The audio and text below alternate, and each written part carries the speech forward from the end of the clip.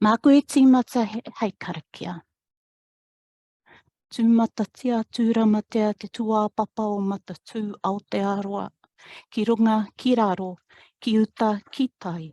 Koia ko te manaakitanga, te whanaungatanga, he pono, me te hakamana i te ako. Haumi e, hui e, tai ki e. Kia ora, Kate. Nau mai ki te whare kōrero o Matatu Aotearoa. We are pleased to host this discussion today for fitness, for student selection and fitness to teach. Tēnā koe, Bill. Tēnā koe, Anahira, ngā mihi kia koe. Greetings, Māori koutou. Thanks for everyone making the time in your busy day to be here today.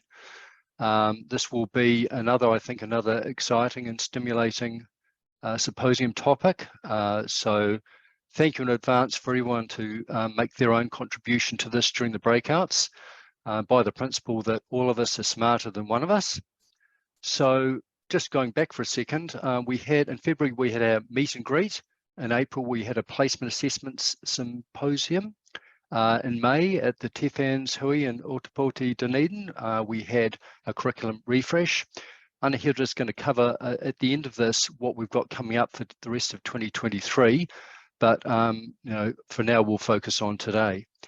So what we're talking about today, we're recognising that providers are needing to make finely nuanced decisions about selecting students who can withstand the rigours of the profession, and simultaneously we need to offer enrolment opportunities for diverse applicants. So that's the focus for today. We're very fortunate we've got some Massey ITE leaders we'll introduce in a moment who have thought about this deeply, and we're very, very grateful that they have managed to find time and prepare some work for us to simulate our thinking.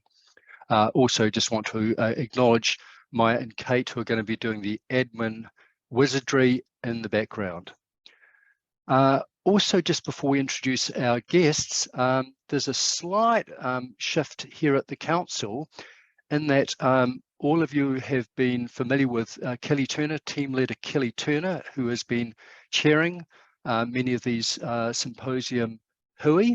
And the exciting news for Kelly is that she's moving into a seconded policy position at the council in the next week or two. And so she is going to be moving out of the ITE mahi. She's actually here today observing. But the other exciting news is that we have the manager of Te Ohu Pairua, Teacher Capability and Collaboration, Jane Franklin. Jane is going to be moving into this mahi some more. So this is a good chance for you to all meet Jane, and she's going to just introduce herself briefly. Jane, over to you. I'm Nui Kia Koutou, called Jane Franklin Tokuingoa, as Bella said, ko au te pōwhaka haere, te oku parewa o ngā kaya ko Matatu Aotearoa. It's a pleasure to be here today and to lean more into this mahi as we go forward. A little bit about me just quickly. I've been at the council for 8 years, have a teaching background as well, and I will do my best to continue the great mahi that Kelly Turner has been doing in this space. So kia ora, looking forward to today. Good, thank you, Jane. Next slide, thank you. Brilliant. So we have got 3 guests from Massey University. And I'll just give some brief details on their backgrounds. So Dr. Judith Donaldson. Judith is the Program Coordinator of Massey University's Graduate Diploma of Learning and Teaching at Te Kura o Te Mataranga, the Institute of Education. And she has taken a central role in Massey's approval of new IT programs in 2020. And she's recently been key and considering options for Massey's Institute of Education in relation to these IT selection policies that we're talking about today. Maria Dacre. Maria's role at the university encompasses being the endorsement for primary education, coordinator for curriculum and pedagogy. primary and teaching at the master's level in Ed Psych.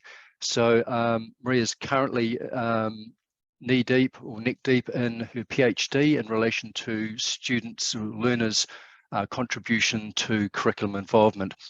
And Dr. Timu Niwa, thanks to Timu for also joining us here today. He's also a graduate for the Graduate Diploma, a coordinator for the Graduate Diploma of Learning and Teaching program. Specifically, Timu has got responsibility for the teaching of the languages curriculum in the primary program, and also has got the big responsibility of Te Reo Māori support for students right across all three endorsements, EC, primary and secondary. So ngā mihi kia koutou, thank you for being here today. We look forward to what you have got to share with us. So I think, Timu, you're going to lead us away. Te mana whenua nō konei, no te papaioia, ko rangitāne. He mihi anō hoki, kia koutou ki te matatu Aotearoa, me ngā hoa mahi tai atu ki te motu, mai a tātou te honga o te kura o te mātauranga ki te kuninga ki Pūre Hurua.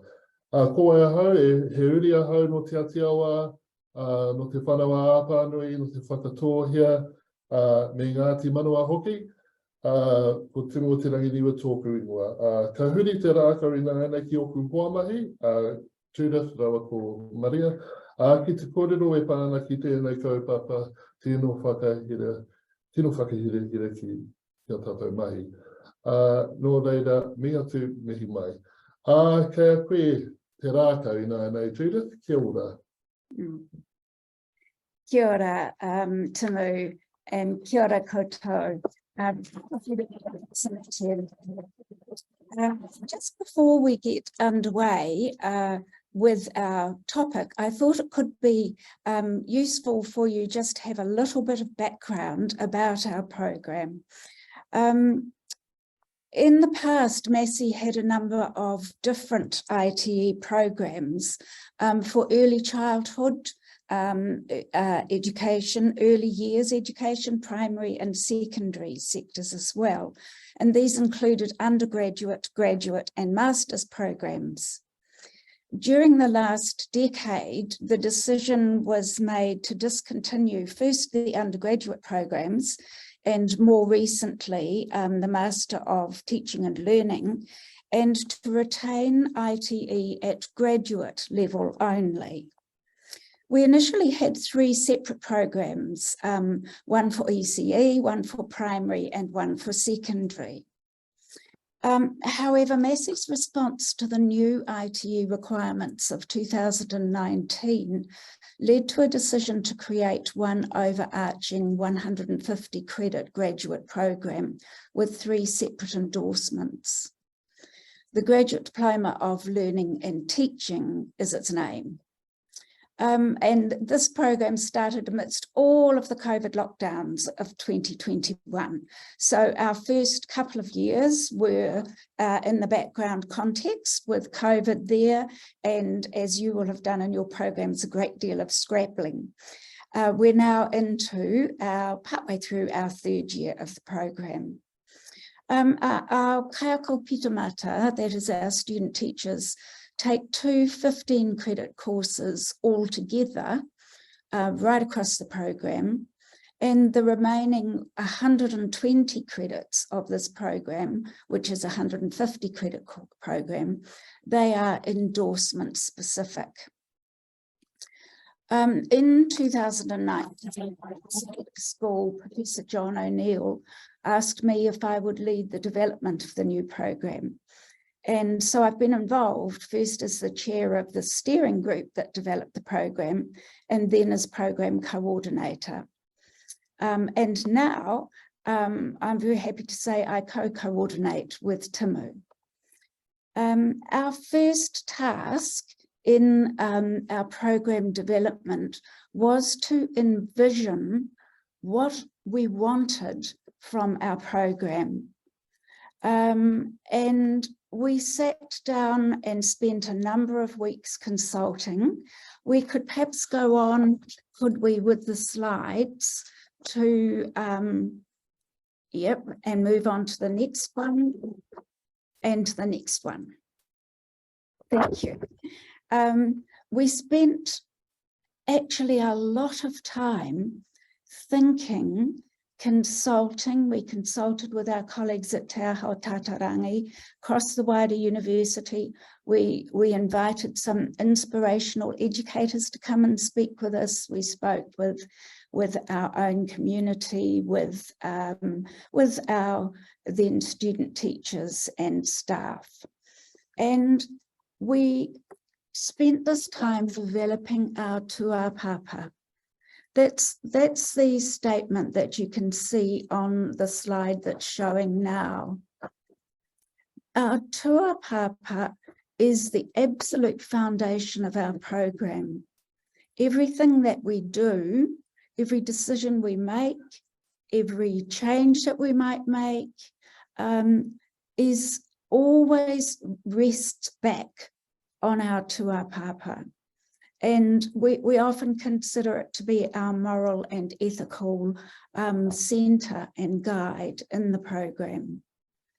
Alongside the tuapapa, we have our tohu, and you can see it pictured at the bottom of each slide.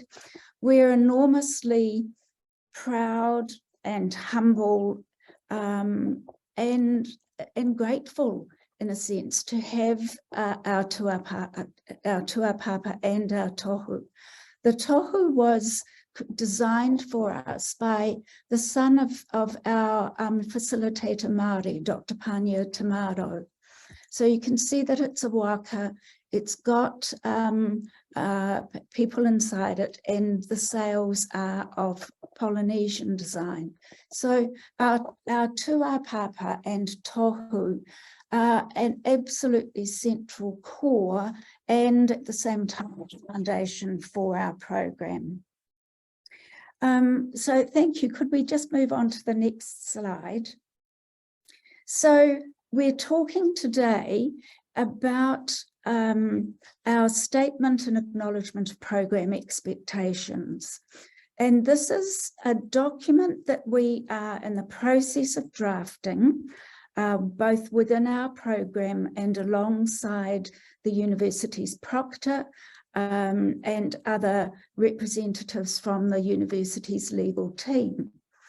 And Maria will speak to it, to exactly what the issues are and the why shortly. But just to let you know that this document has really come out of some very deep thinking and wonderings in relation to the fact that when they leave us after their 1 year pressure cooker year with us, our kāko pitomata are going to register as teachers, and they need to be able to meet the fitness to teach criteria and to be of good character. Those criteria are fairly explicit when you read the registration documents.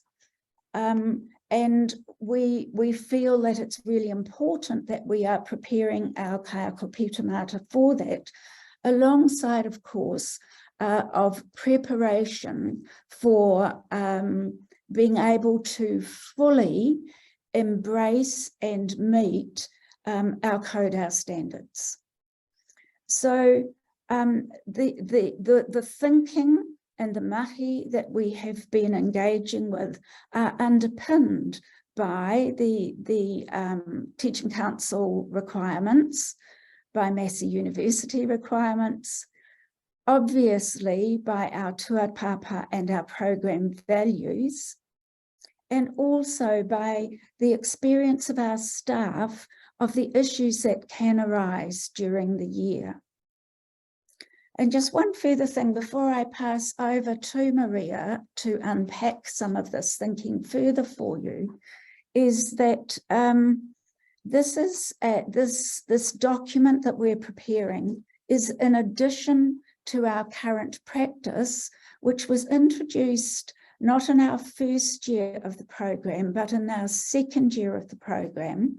And again, as initiatives often are, it was in response to a situation which arose within our program within the year.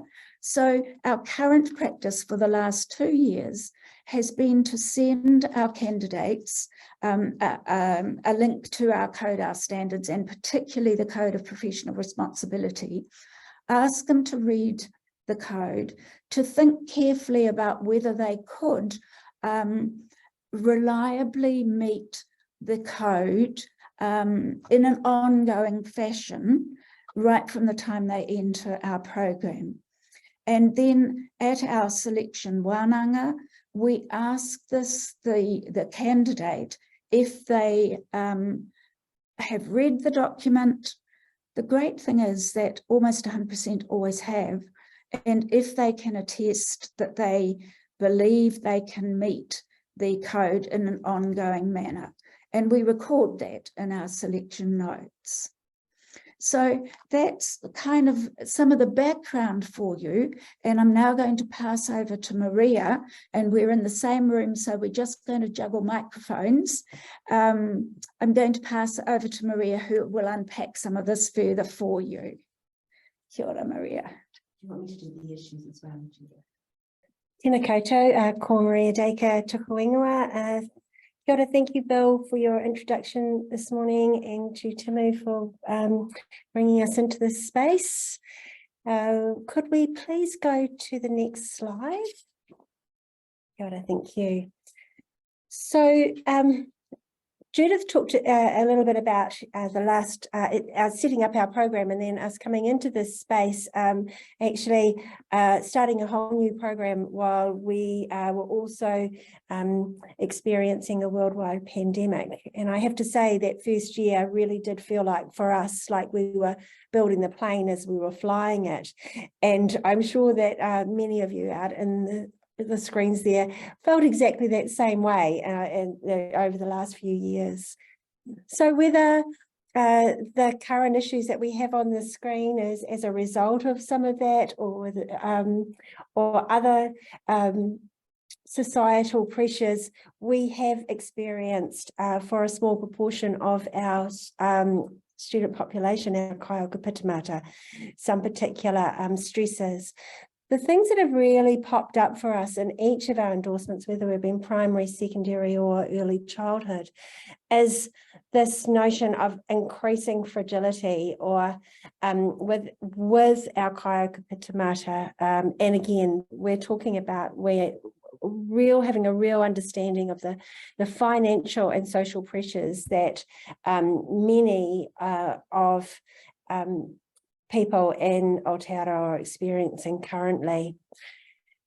A key part of that is actually really not understanding the perhaps unique workload of studying in a full-time ITE program, which has an extended university year. So whilst we spend significant time talking about workload and how we, strategies for managing well-being and planning in that, often that can be missed. And that's most likely because, hey, they just want to get ready and get out there and go teaching. And, we want that. We want people passionate and joyful about teaching. An increasing other issue is the fact that actually many of our kaiaka pitamata need to be earning. And so whilst we have both a full-time offering and a part-time offering, working certainly in the full-time space is really not sustainable. Something's just going to have to give in that space. And that is the reason why we also offer the part-time, a structured part-time program as well, that allows for, we sort of estimate around 20 hours of mahi a week of paid mahi. There is also at times a lack of understanding of what it actually means to be a professional in the teaching community. And and the obligations that we have under our code, our standards, and our professional responsibilities, and that actually starts the day you have accepted your offer of placement in the program. And so it doesn't just start at the end when you've got your completion certificate, where it starts on the 22nd of January. And so that's something that we'll sort of unpack a little bit further. The other thing is for us, and I'm sure we're no different to other ITE providers, we're a small team. We're a small, hardworking, dedicated team who, as our tuapapa has shown, places huge importance on the pastoral care of our kaiako pitamata. And we're by no means a small cohort. And so what that often means is that we're giving one-to-one pastoral care. And we do have really good structures in place to mentor and support. What we've found, though, is a lot of that burden has sat with us with increasing numbers of our kaiako pitamata experiencing extreme stresses in their personal lives, and of course there's a knock-on effect with that. So we need to also understand and try and find for us a balance for us in that work life balance. I'm not sure we've got there yet. Always the power of yet. Could I please have the next slide, please? So as Judith has started you off, given you the big hint, there is a current draft acknowledgement of program expectation that has been born out of a small percentage of kaiako pitamata who have experienced difficulties in meeting the workload and program expectations. Now, in our program, we pay particular attention at our selection wānanga, our orientation week, and our contact wānanga, and stressing the pressures of a one-year program and the importance of engagement in all coursework to set up KP for their pathway into teaching. Now, our kōrero reflects both the tuapapa of our program and our code, our standards, and the professional responsibilities we all have for teaching. Our program has a blended delivery, and each endorsement, secondary, primary, and early childhood, delivers the program in slightly different ways. So for instance, for primary, we have both internal offerings at Albany and Manawatu campuses, as well as a distance offering. Another part of this is that all endorsements have a compulsory kanuhi ki te kahanui for our contact wānanga. So there is a compulsory expectation that all kaiako pitamata, whether they are distance or internal, will attend at least 5 days on one of our campuses. And again, that's nuanced between our endorsements. Now, regardless of whether KP, our kaiako pitamata are internal or distance, there are high expectations for engagement in all coursework. And that's because all of our assessment is direct and applied outworkings of the coursework. So simply put, if you've not engaged in the course material in a deep and meaningful way, then assessments are going to be difficult to complete successfully. Our grade dip of learning and teaching prides itself on its pastoral care with a very hands-on approach to supporting our kaiako pitamata.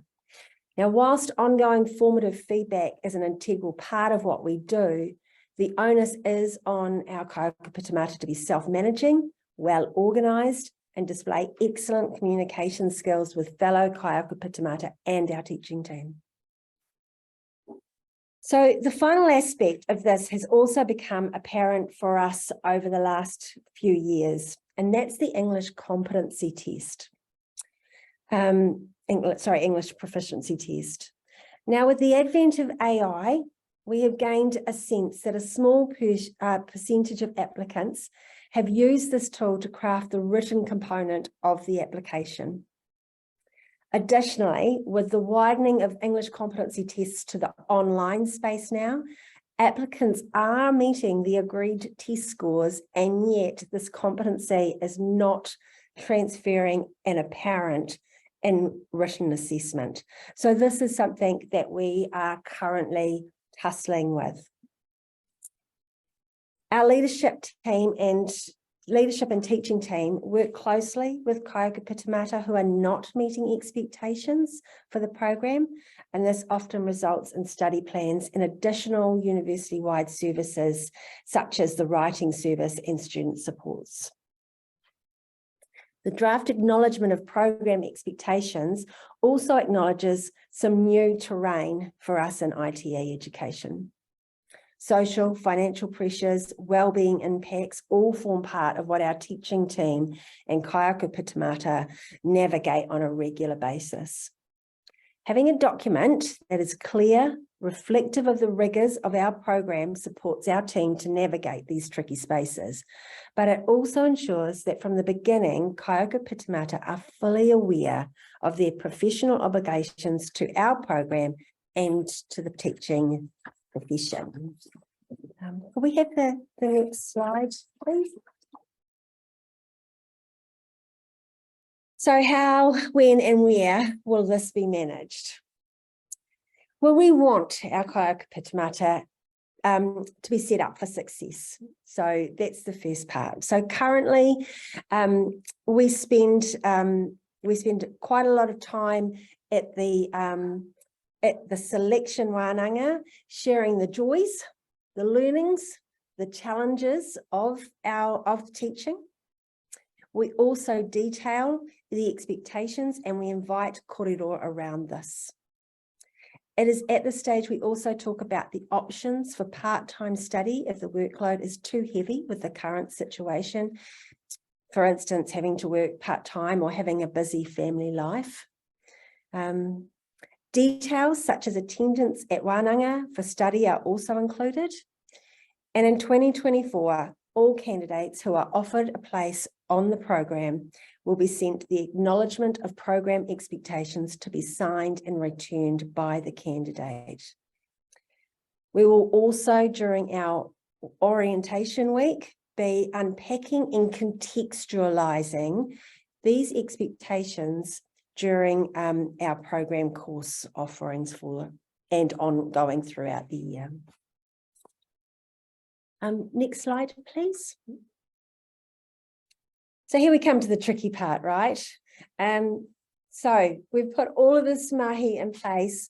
We spend a lot of our time putting our hearts and souls into ensuring the success of our Kaiaka Pitamata. And sometimes, even and with our best efforts, that falls over. So what are the consequences if the expectations have not been upheld? Well, we've spent a lot of time over the last 2 years developing a process across our 3 endorsements when expectations for the program have not been met. We acknowledge that it is often nuanced and not straightforward. We follow a process that begins with our course coordinators who have their finger on the pulse of engagement in coursework and progress with assessments and practicum. Typically, any glitches are sorted at this stage. Supports are put in place for Kaiaka Pitamata and we continue on. Most often, at this point, communication is a key factor. For instance, Kaiaka Pitamata have not communicated a particular situation that has made study for them more difficult.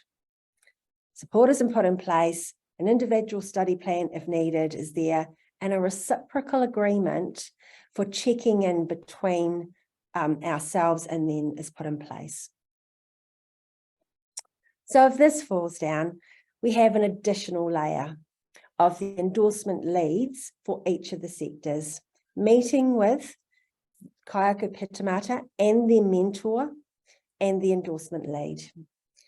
A reiteration of the program expectations, as well as an exploration of further support needed, changing in offerings, for instance, changing from a full-time to a part-time load, a delaying of practicum, in order to concentrate more on coursework is all there to be talked about. The endorsement lead at this stage will also alert our leadership team to any concerns about specific kaiauka pitamata, and they are talked about on a regular weekly basis. So very occasionally, an individual, despite all of our supports, are put in a failing position and are unable to meet the expectations for the program. And it is at this point that our leadership team works with the endorsement lead and the course coordinator to determine whether or not a kaiauka pitamata can continue in a particular course when the learning outcomes have not been met. The leadership team considers all aspects of an individual's case when making this decision.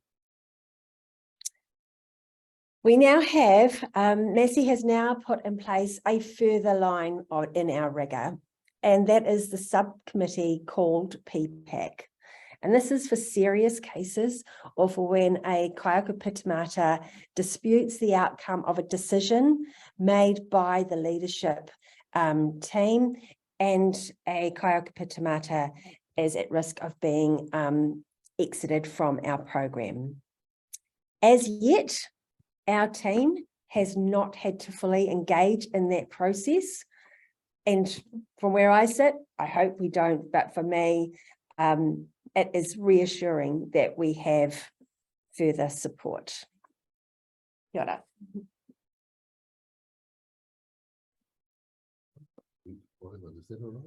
Yes. We could go to the very last slide. That would be appreciated.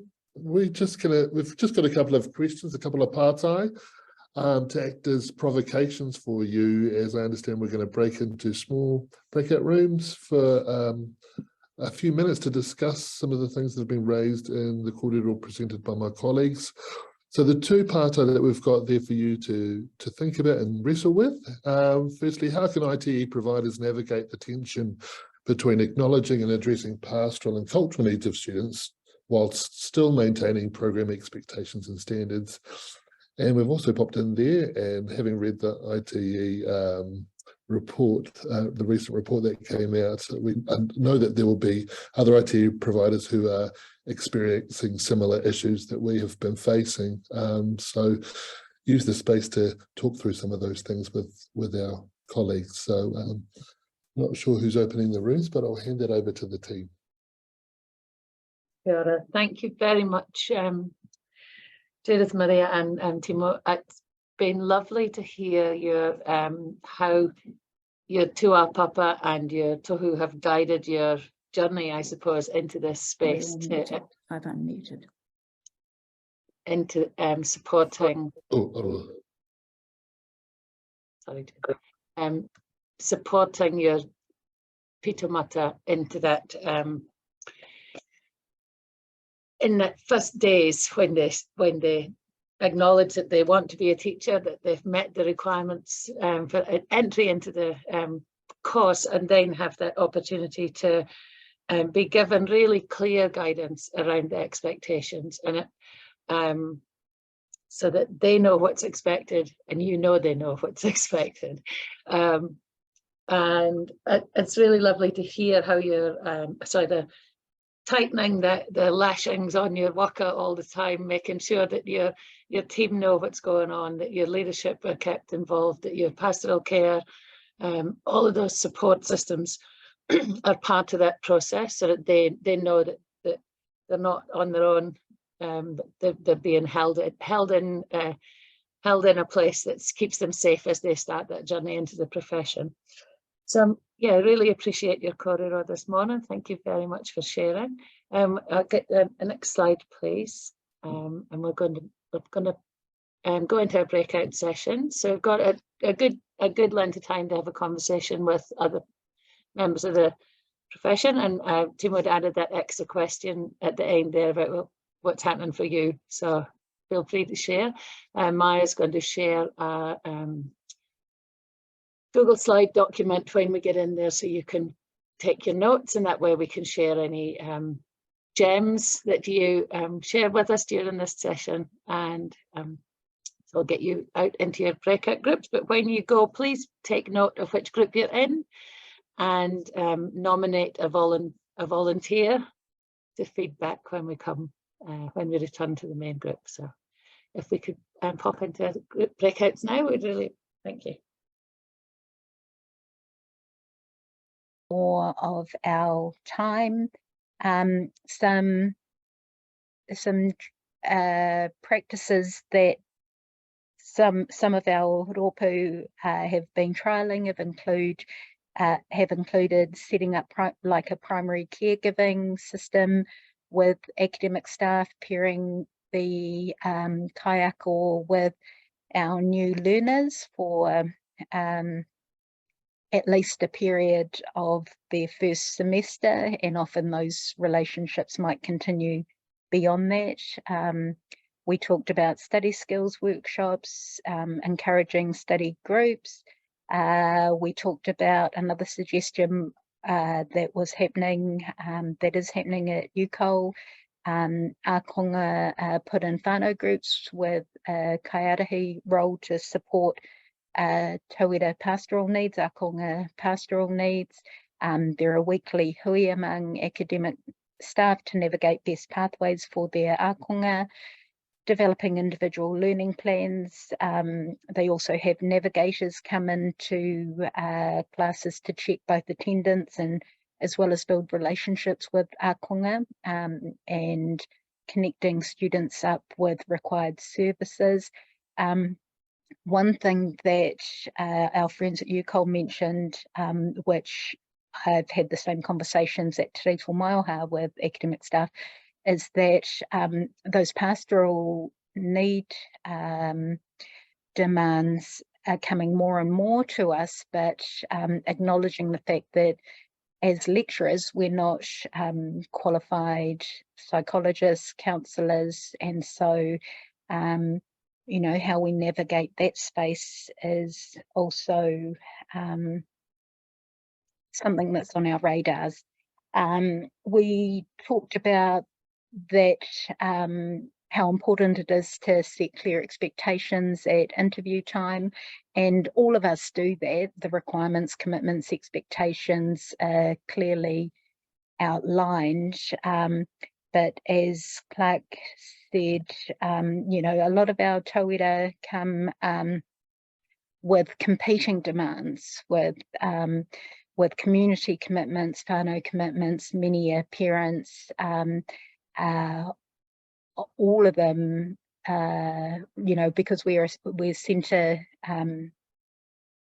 because we have a centre-based requirement or school-based requirement, you know, there might also be employment demands on them too. So there's a lot for them to work into their lives. And one of the things I said that we do down here in Te Whanganui-a-Tara is at interview time, we are all about letting the student know that they want to prioritise themselves in their study over this time. And yeah, so we talked about that and just ended our conversation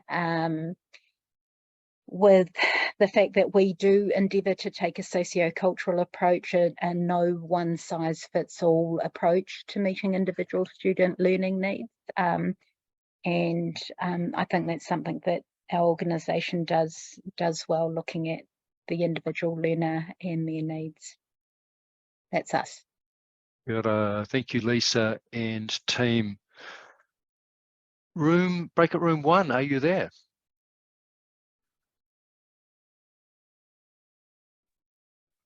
Kia ora tātou, ko Brian Marsh toku ingoa. I'm the delegate from room 1.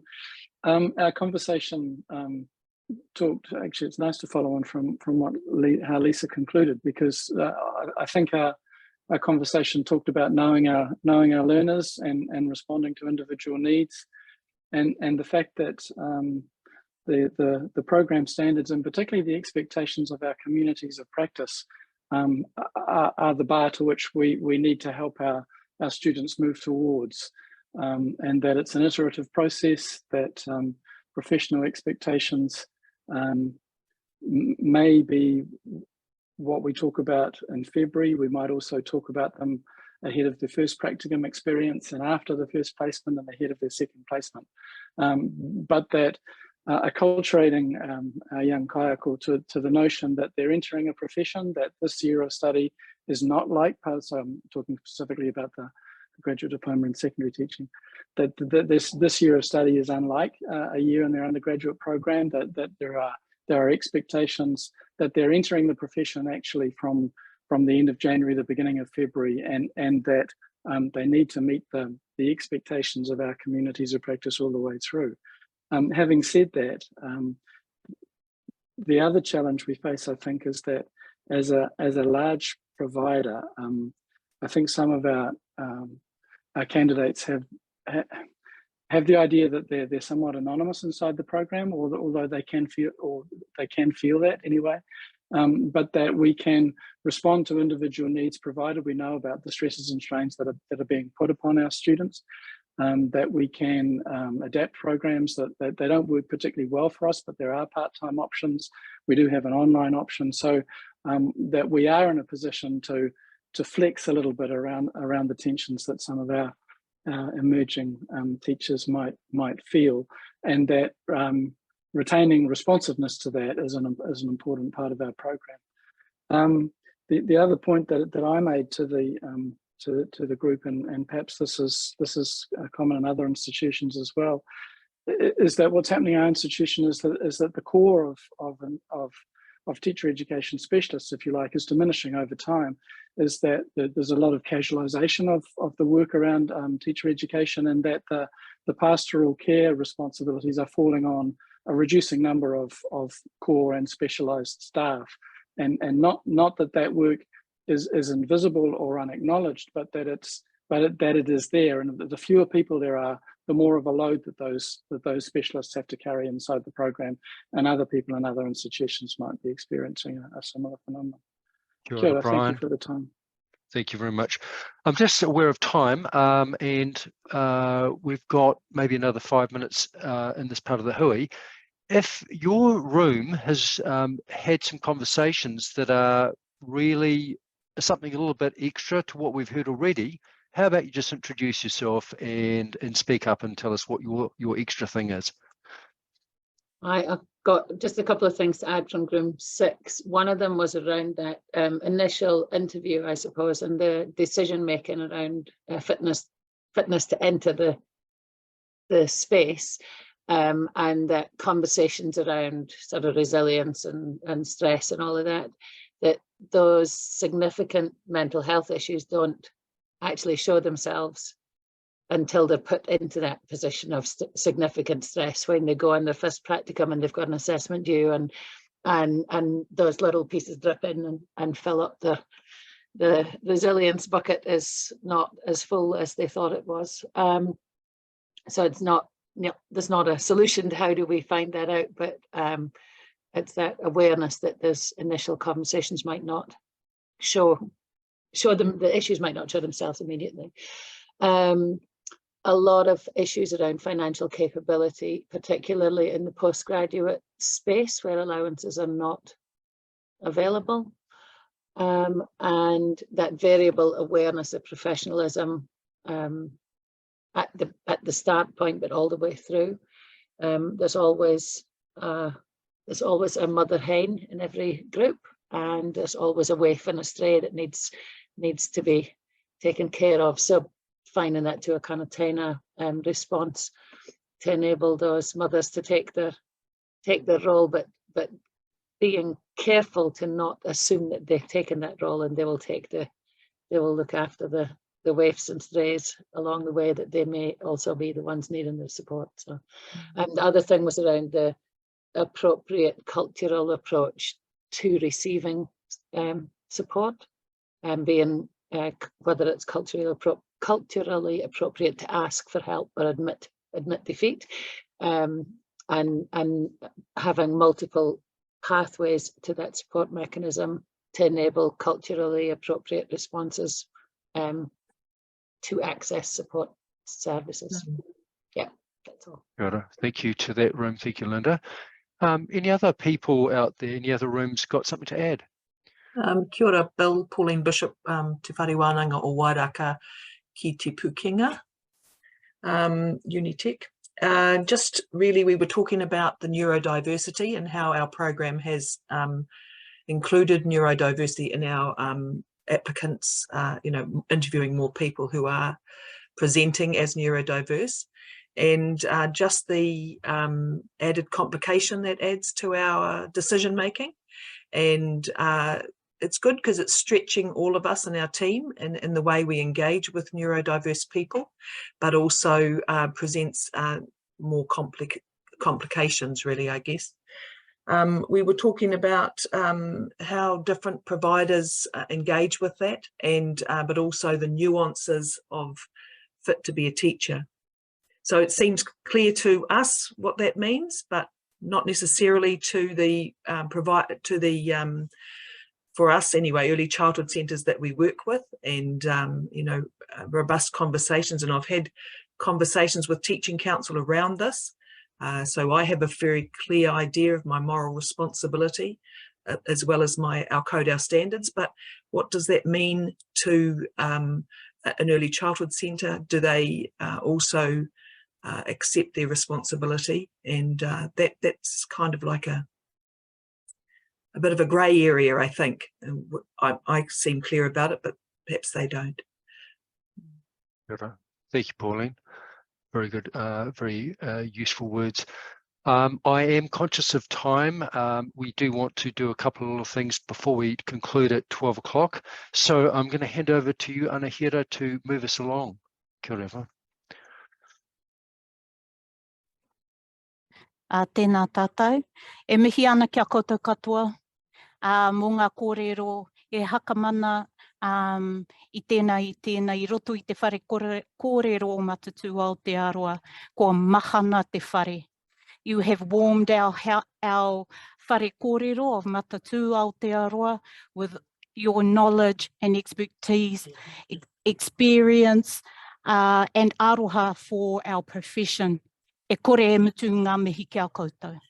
Our acknowledgements will never finish for all the work that you do and with you, that we do with you. Tēnā tātou.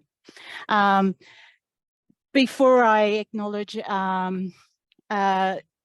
kunenga ki aroha mai, pure huroa, I would like to, here it is. I would like to raise that our upcoming ITE symposium will be in the month of August, on the 20th of September. Aroha mai, I'm on the wrong page. September the 20th, inclusive education is the kaupapa, and that will be running from the 10 a.m. to 12 p.m. Do visit our TC website, the ITE events page.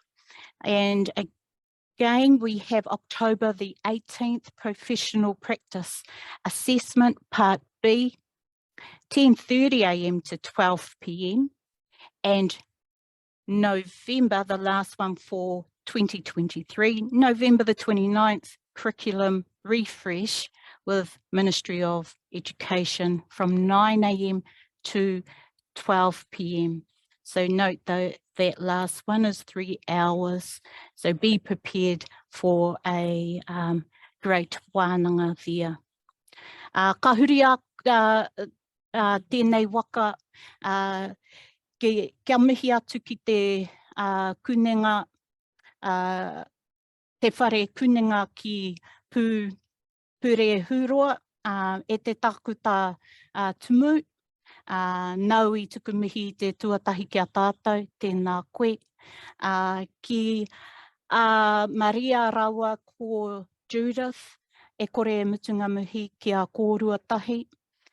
Just acknowledging Dr. Timu for sharing and opening the discussion that Judith and Maria has shared with us all today, and the koha that has been contributed to our whare kōrero I roto within Matatu Aotearoa.